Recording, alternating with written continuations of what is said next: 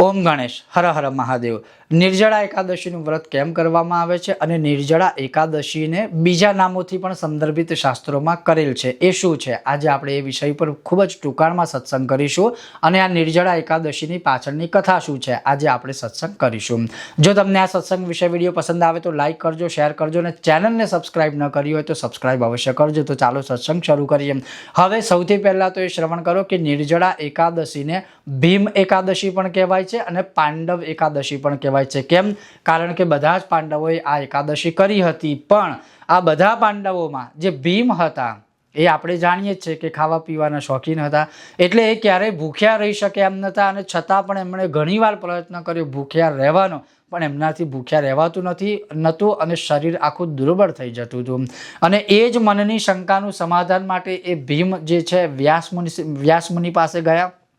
વ્યાસમુનિએ પછી કીધું કે તમારાથી ભૂખ્યું ન રહી શકાય, મને ખબર છે, એટલા માટે હું તમને ઉત્તમ આજે એક તિથિ કહું છું। એ તિથિનો ઉપવાસ કરશો કે વ્રત કરશો તો તમને આખા વર્ષની બધી જ 11 કરવાનું ફળ પ્રાપ્ત થશે અને એ 11 છે આ જેઠ મહિનાની આ નિર્જળા એકાદશી। એટલે કે ભીમસેનને કહ્યું કે તમે આ એકાદશીએ નિર્જળા એટલે કે જળ પીધા વગર રહેજો અને નિર્જળા એકાદશી વ્રત કરશો તો તમને બધી જ એકાદશીઓ કરવા જેટલું ફળ પ્રાપ્ત થશે।